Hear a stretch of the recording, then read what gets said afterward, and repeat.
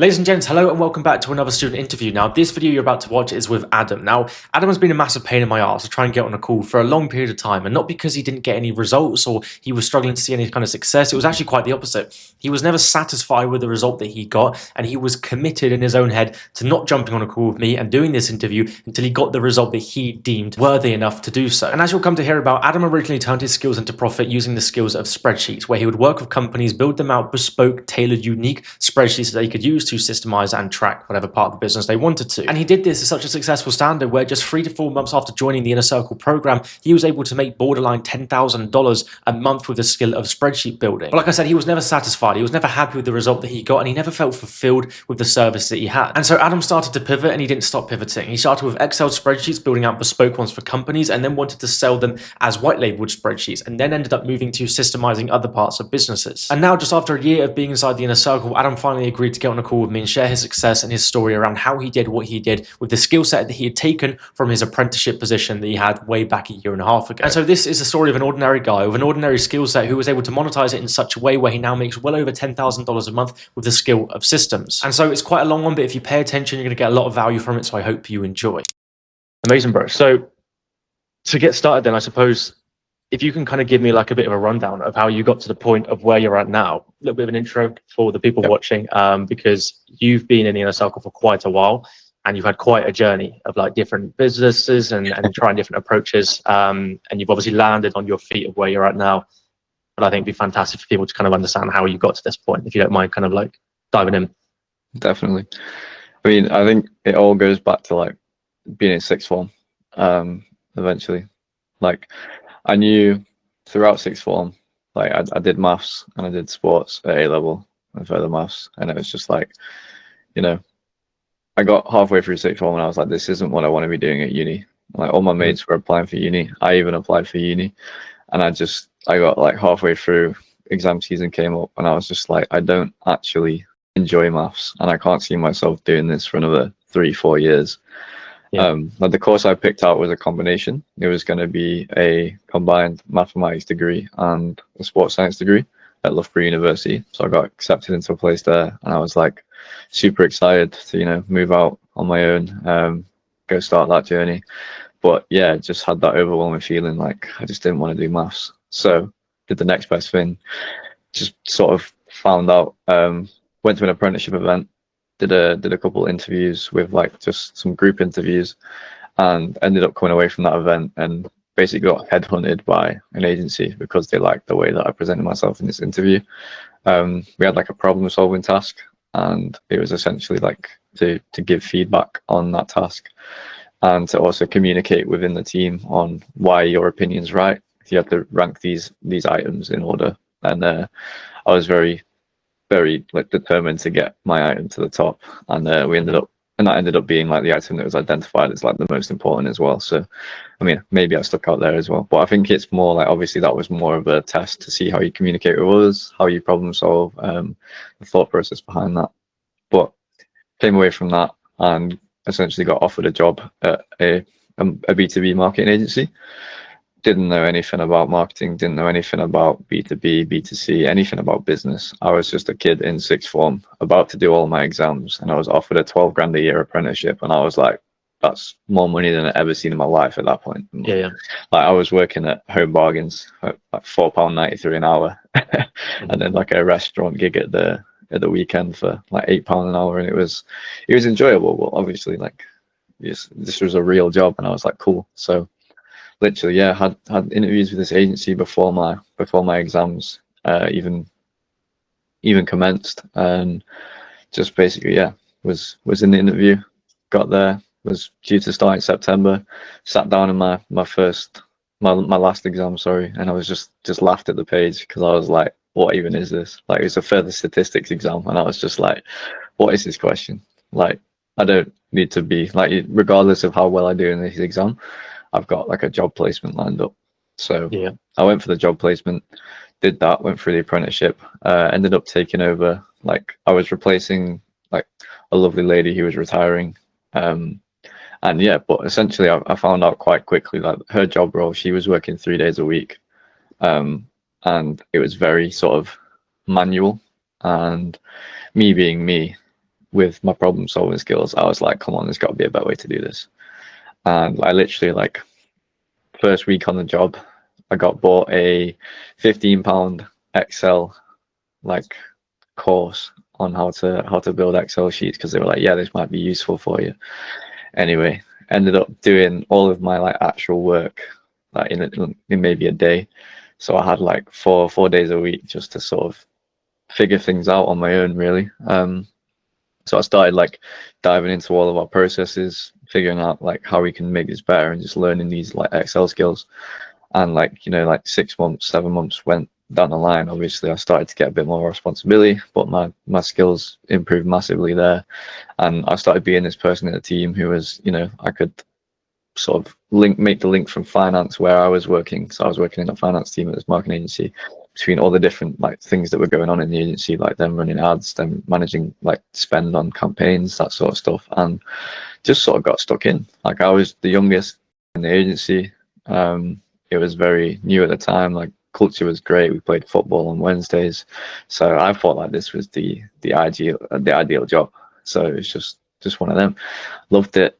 And then sort of about a year and a half in, I'd completed my apprenticeship at that time in my AAT level 3 accountancy, and I was just like, yeah, I didn't want to continue. Like, I had the option of going for a level 4 accountancy and then obviously becoming a chartered accountant through the agency, but like sitting the exams, I just like doing the actual work. And all the exams were basically in practice, so they were like, you know, actually being in an accountancy practice. So my job differed to that entirely, and none of the theory that was being taught in these exams like actually applied to my life. And I was just like, why am I doing this? Like, why would I go for another 3 years again, the same sort of mindset? Like, this isn't what I want to be doing.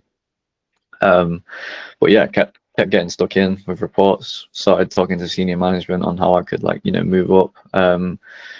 My Excel skills started getting utilized more than just, you know, doing like credit card reconciliation and the boring stuff. Suddenly I was building reports for the HR team and the senior management team to actually make decisions about hiring and different like utilizations. Like, it actually impact, like business impact, like having like what are people doing with their time, how are they spending their time, that sort of stuff. And that's when I got into like building dashboards. And the parent company who owned the company I was working at, they brought in like a specialist to basically do the report that I made for our agency but across the entire group. And I was working with this guy one-on-one. Like, basically he was modeling the report he was building off what I built, and I was like, this is cool. But at the same time, I also had that thought in the back of my head, like, you know, I'm still an apprentice getting paid the least amount in this agency, and where is my value? So, you know, like, sort of had those conversations about pay rises, whether they come on. There was a bit of a management restructure at the top, so like there wasn't like any guarantees of pay rises that year or stuff like that. The culture inside agencies is very like, it can be very like churn heavy with the agency model in terms of, you know, getting clients in the UK, getting clients in the US, like not needing teams anymore. So I just sort of got to like that 2.5 year mark, and I was hoping for like the development, but the development never really came.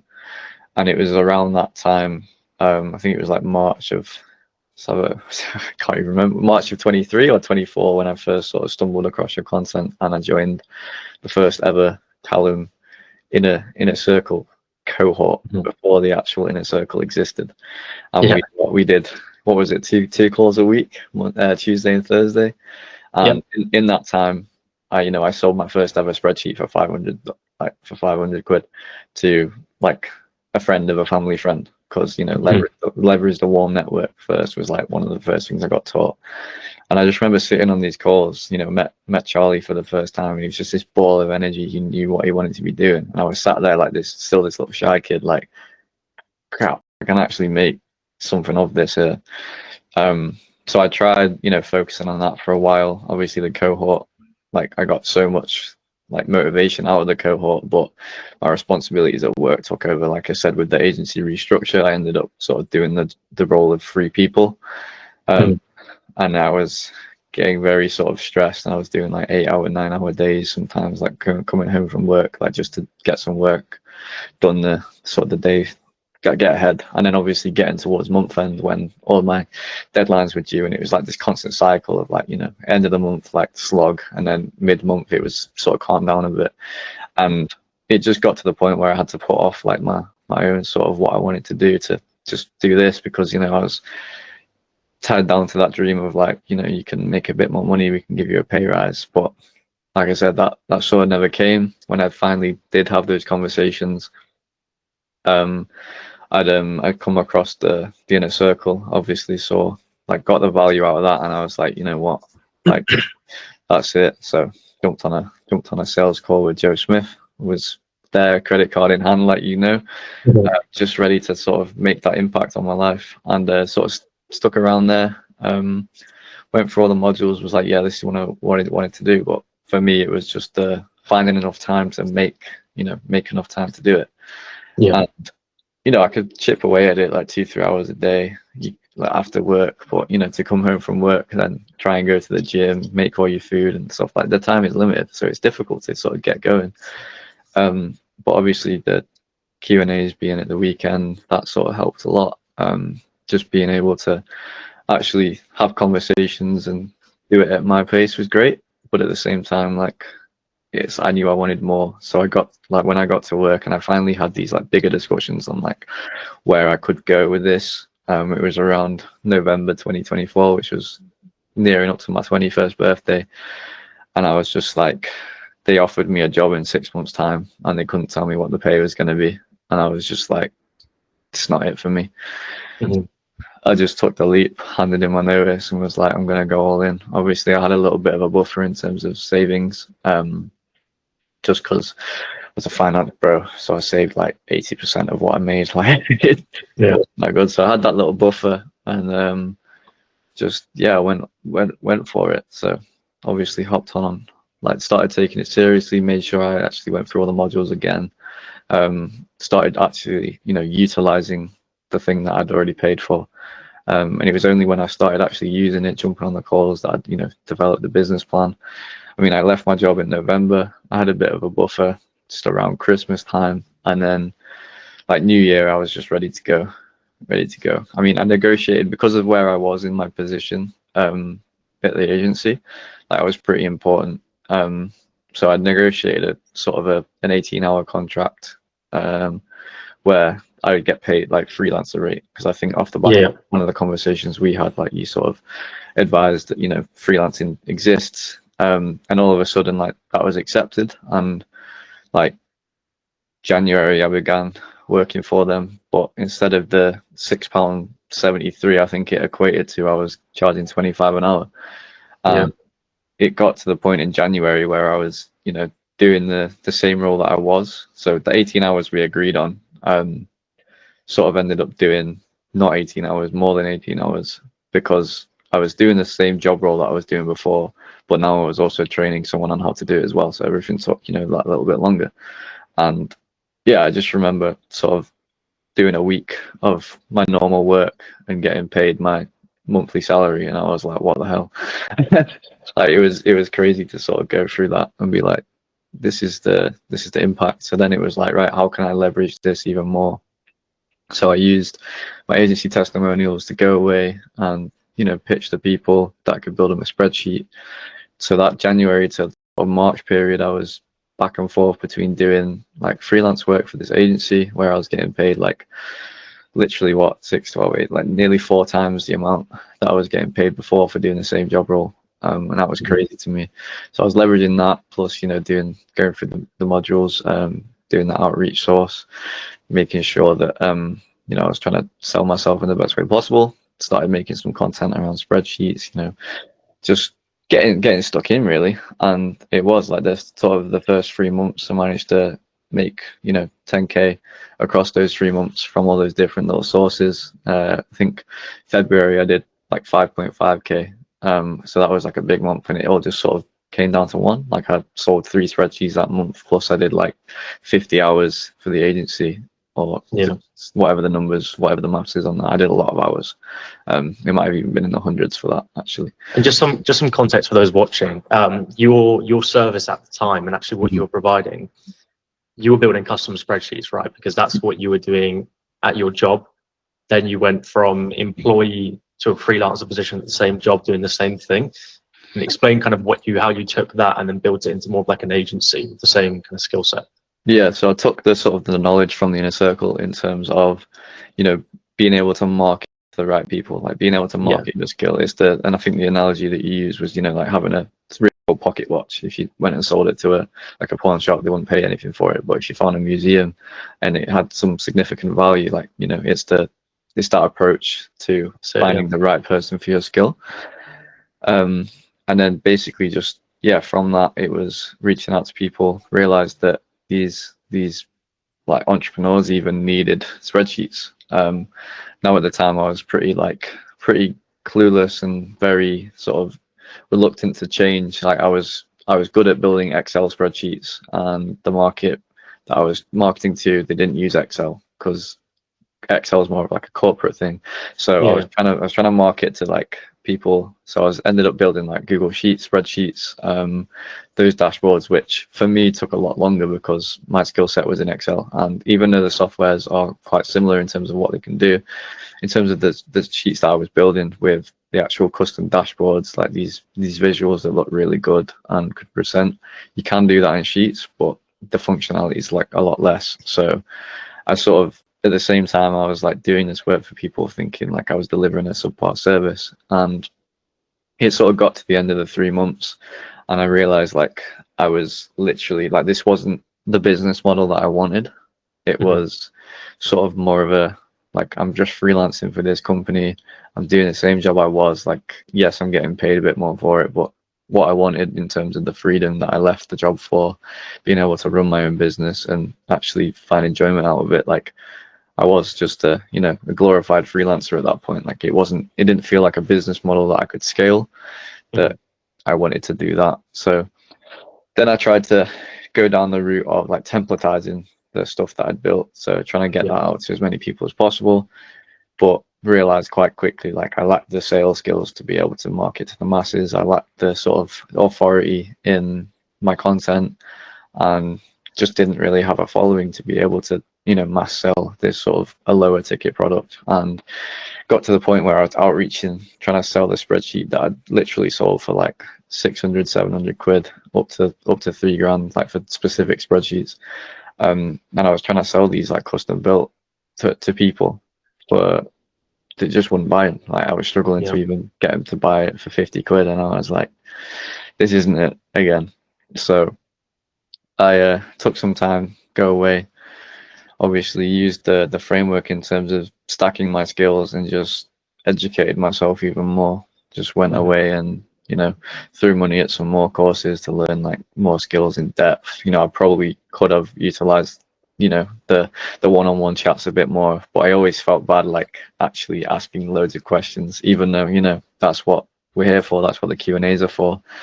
But yeah, I went away and learned a bunch of different skills, threw money at some courses that some were good, some were bad, but ultimately like the knowledge that I obtained just to go from there, and that sort of just led me to building some more connections with some more people.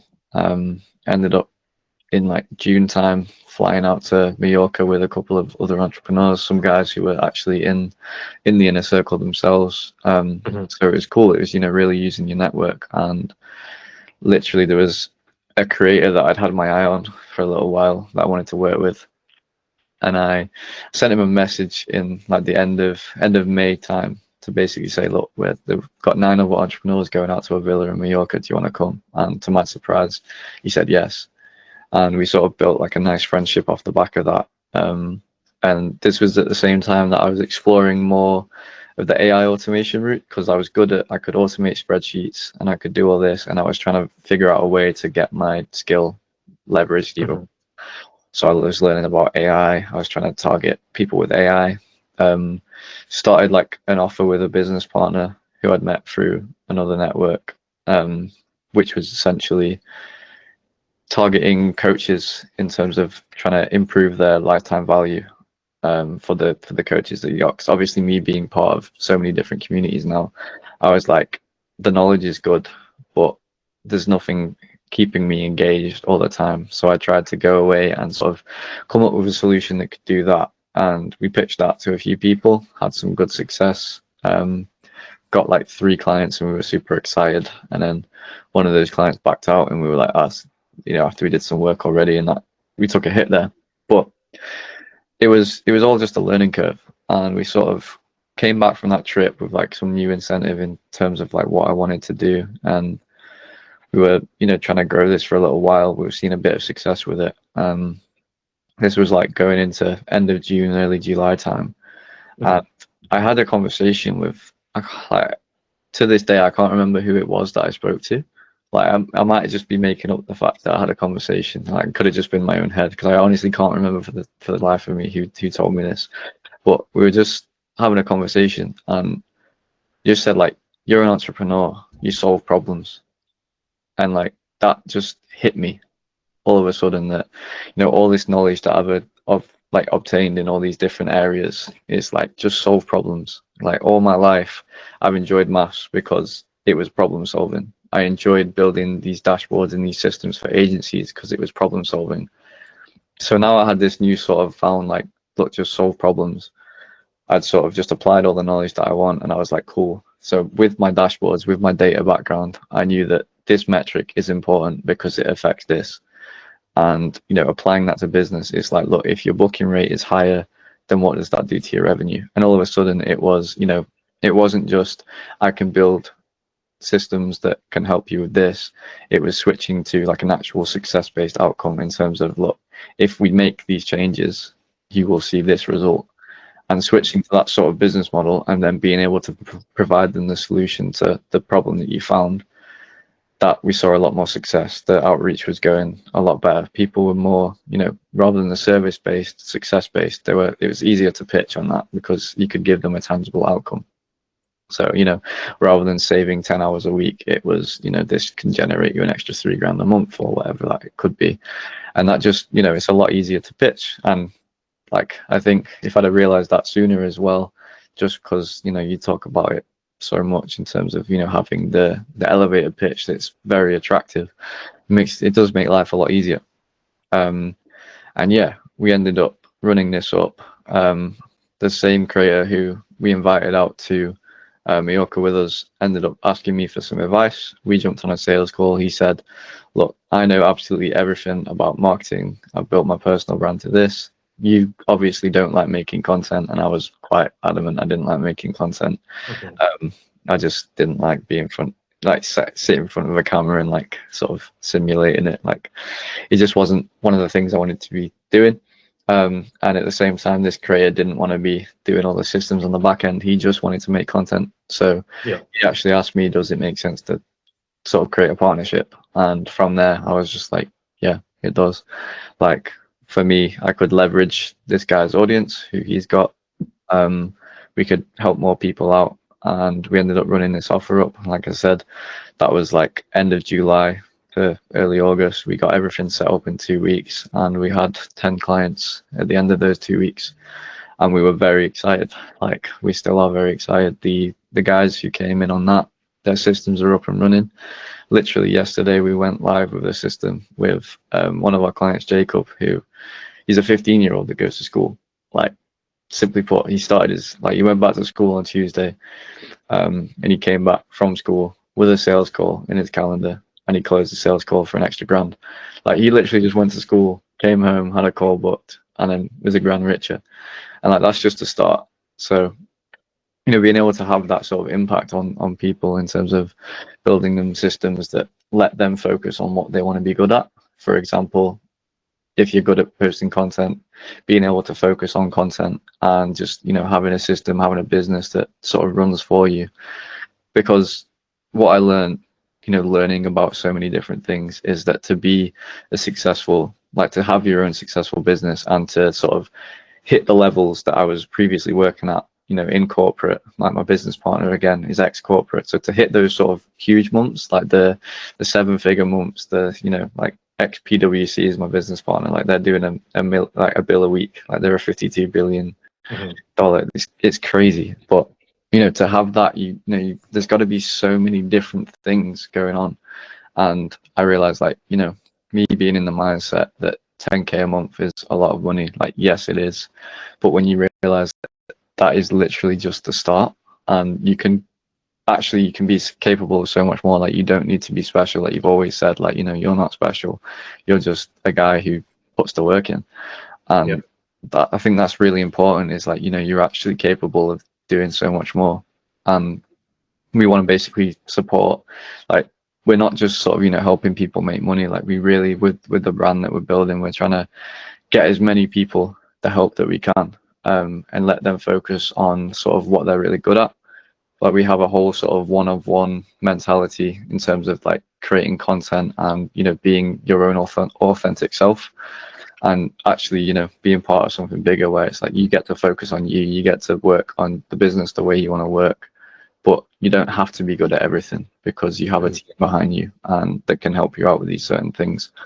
And essentially, yeah, that's what we're trying to build. Like, we don't just want to work with 1 or 2 clients and help them to, you know, hit these big months. Like, we want to have the whole agency model in place, and we are getting there. Like, but like we sort of say end goal, like being able to take someone from like 0 to retirement would ultimately be like a really cool sort of position to go with, because like we've seen from like the learnings and the courses that I've bought, like I've seen the impact that these systems I build can sort of have on people, you know, being able to generate hundreds of thousands a month. And like some of the clients we're working with now, they're not going to hit that just yet, because there's so many different things that go into that. But for most people, like changing a couple metrics and, you know, increasing the conversion rate from 1% to 3.5%, like that has such a huge impact. And there's so many things that are overlooked, because, you know, people are really good at what they're really good at. And now it's about, you know, educating and helping them with that. And yeah, we're just very excited to grow. That's been sort of the whole journey, where sort of clients are starting to see results. Like, you know, it's been 2 weeks since we've implemented systems for them. You know, the guys who have taken action on the stuff that we've implemented, and like with the feedback that we're giving them and with the help and the guidance that we're giving them, like they're actually seeing results. And I think, you know, that all goes back to the same, you know, buying the inner circle, coming into the inner circle. The people who actually take action and the people who, you know, show up day in, day out, they are seeing results. Like some of the guys who, when I first joined, like it was a WhatsApp group. It was a very tight knit, like very small, closed community, and everyone was really like on it and going. And then, you know, as you've grown and as that's grown massively, there are some people who join who are on it like that and how it is, and then there are some people who sit there and, you know, they maybe consume the content but they don't actually action it. And for me, the biggest thing is actually taking action, because you can sit there and say like you're doing outreach, but until you actually sit down and you see how much outreach you're doing and you analyze why it's working, why it isn't working, like you just have to do it. And like that's the thing that's actually stopping so many people, is just doing the things that need to be done. Yeah. And yeah, we just come from the approach that, you know, we can help them with that, and it's really good. We're enjoying it. I'm enjoying running this sort of business model, and I think it is more than just a business model. Like it's a whole sort of brand that I want to build, and I want to get to those levels, like the ex-corporate levels, and build an actual company. So that's sort of my long-term goal, and that's sort of the success we've seen with that so far. Yeah, it's fantastic, bro. That's a very good story.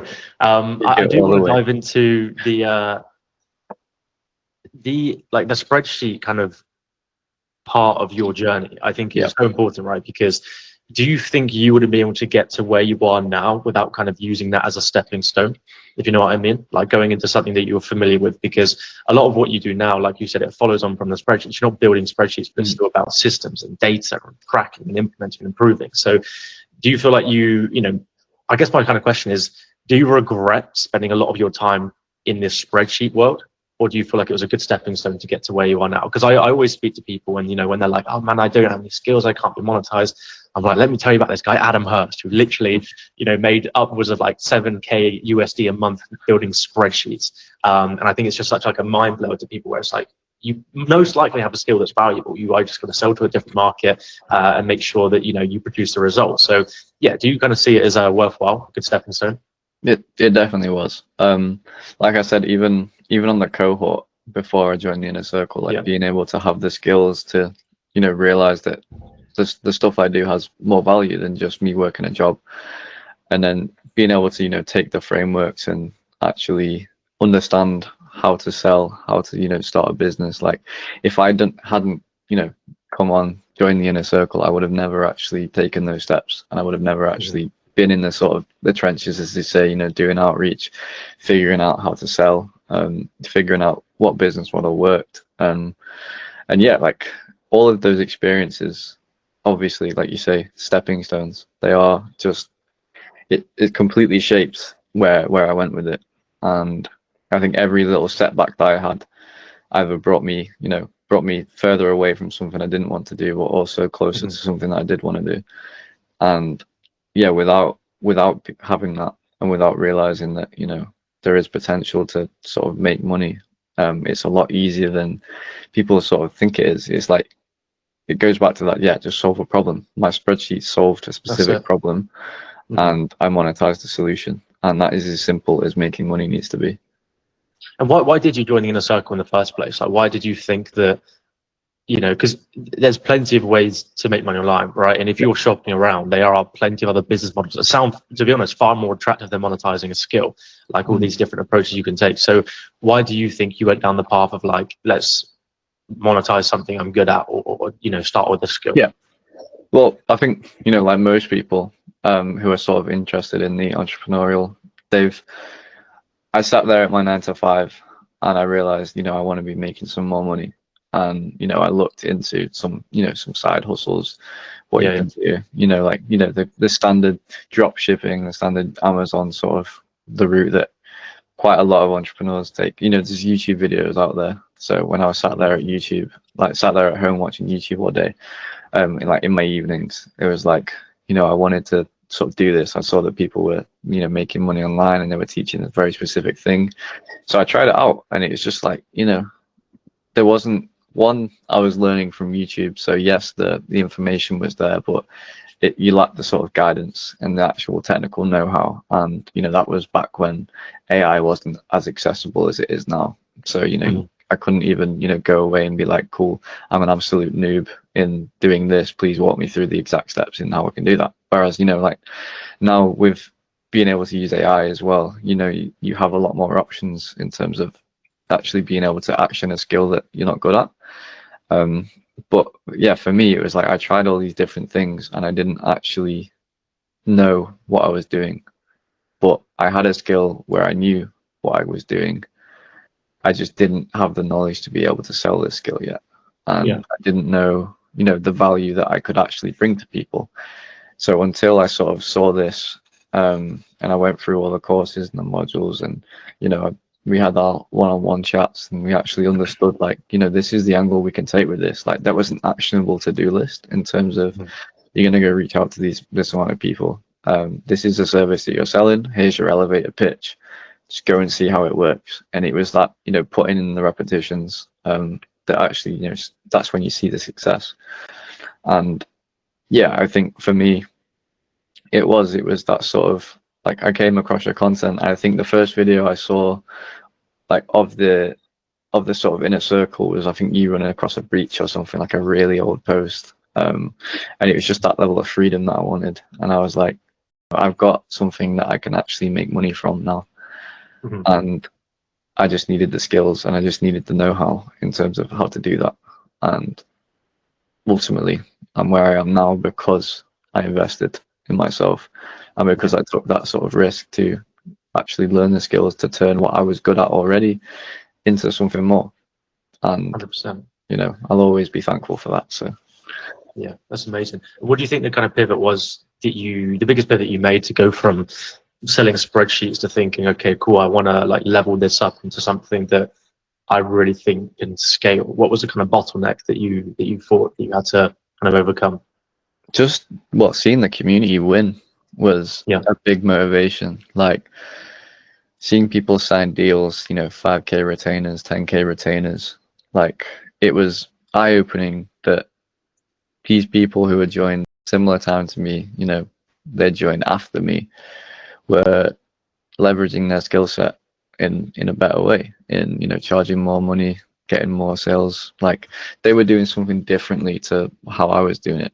But rather than like, jump ship, go chase after that shiny object, it was like because of who I am and the sort of being like wanting to know like and solve those problems. I was like, why aren't I where I want to be? And then that's when, I sort of reached out to you and I was like, this is working, but there's something that I wanted to do. And you can talk about fulfillment and other stuff like that, but I didn't feel like I was successful as I could be. And I was like, I know I'm sort of limiting myself into like where I'm at now. And then that's when I'd sort of pivoted and was like, let's try this approach. And then I quickly learned that approach definitely wasn't the right time for X, Y, and Z reason. And it was literally just it was a learning curve. It was all learning curve. And like, luckily, I didn't go and spend every single thing that I made straight away on new MacBooks and, new phones.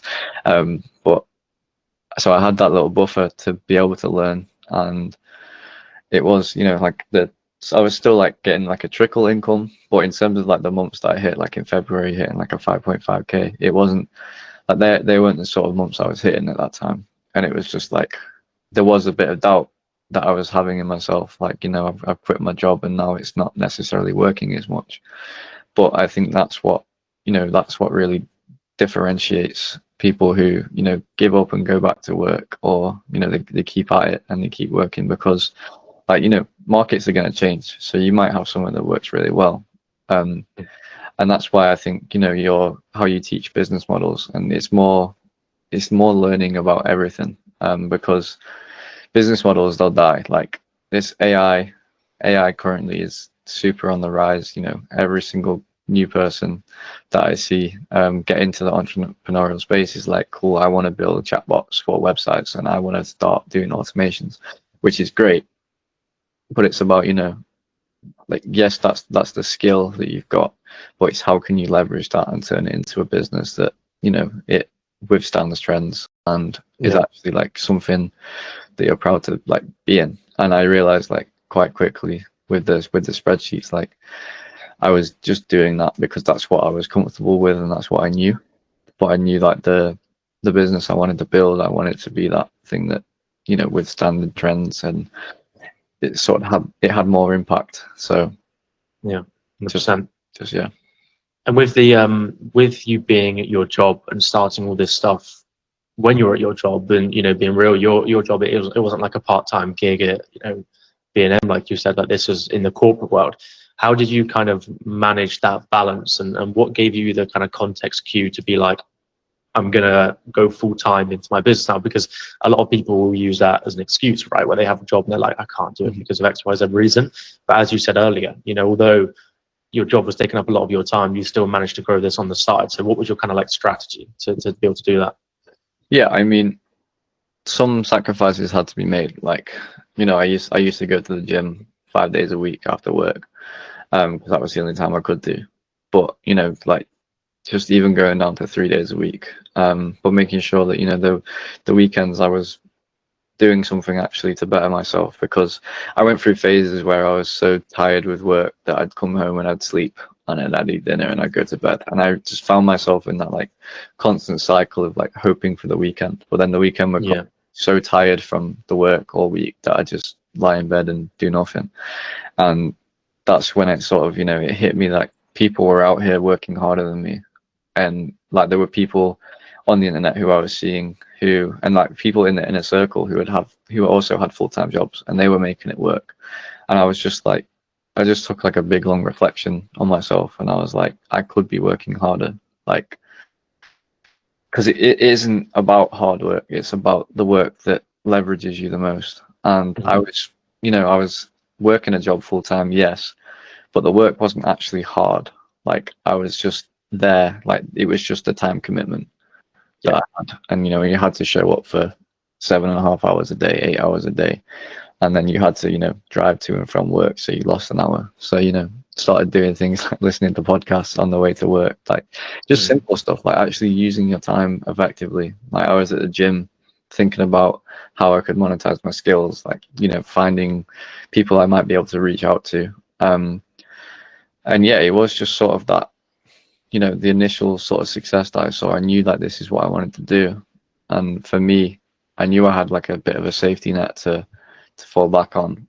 And as soon as I started seeing that little bit of success, like that was enough for me to go, yeah, I can do this. And I think, having a supportive community of people who are doing it too, having the coaches and the backing as well, it's just, you have that motivation behind you to be able to go, look, this, I've seen success with this. I know that if I 10x what I'm currently doing now, it will work. Like statistically, I'm a man of numbers. It's like if I send 100 messages a day, someone will reply and someone will buy from me.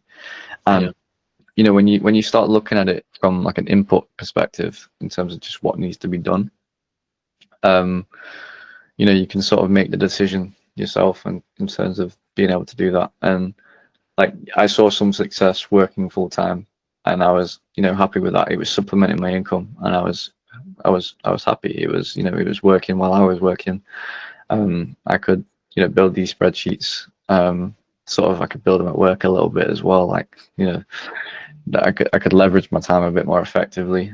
On the days that I could work from home, I would I wouldn't have to commute to and from work, so I'd get an extra hour of my day back there.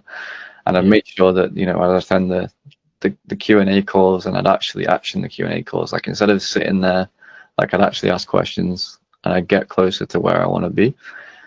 And just everything sort of came together. And then leaving, like when I made that decision to like fully go all in, I already had that safety net. I already had proof that I could do it. And it was just about using the network and using the confidence I had to just pursue it. And yeah, here we are.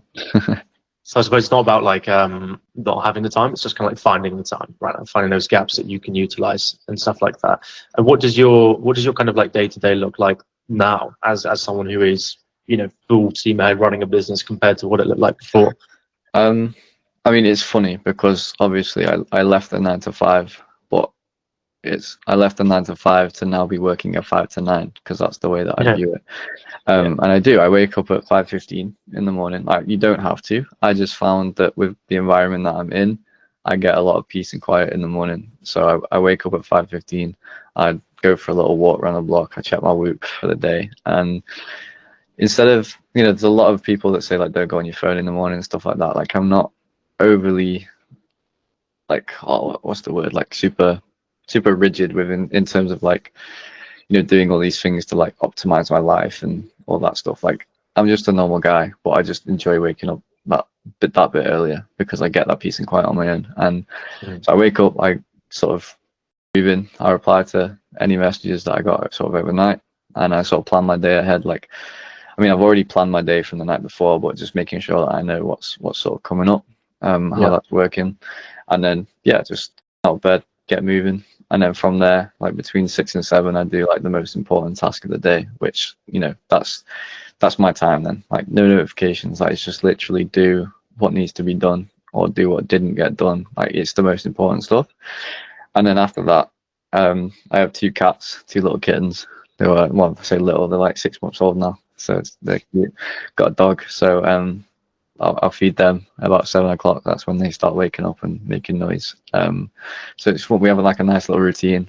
I'll feed them. I'll have my breakfast, and then I'll go to the gym usually. I like to just get moving. Like I say, I'm training calisthenics at the moment. I'm enjoying that. But yeah, I get back from the gym about 10 o'clock, and then I'll be straight into sort of team meetings, jumping on with the team I've got.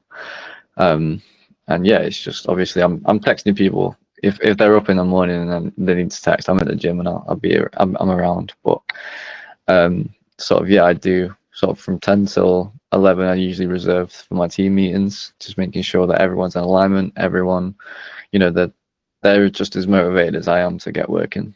And I think that's there's a culture that you can sort of build in your own business. And then from there, I just split my day into work blocks, and then I do targeted work. And I have my calendar in the evening for the day ahead. I do everything on Google Calendar because I think like one of the first things you ever showed me was your Google Calendar, and I was like, yes, that makes my brain feel nice.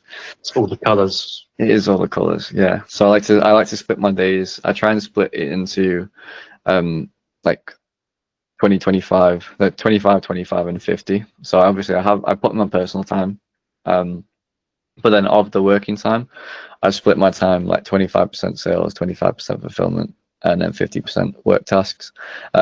On times where I need to, focus more on the client fulfillment side of things, it'll be, 50% client fulfillment. And I just basically try and structure my day with those targets in place. When if more sales need to be made, then I'll spend 50% of my day doing sales and outreach and stuff that moves the needle, like actually doing things that you can leverage the most.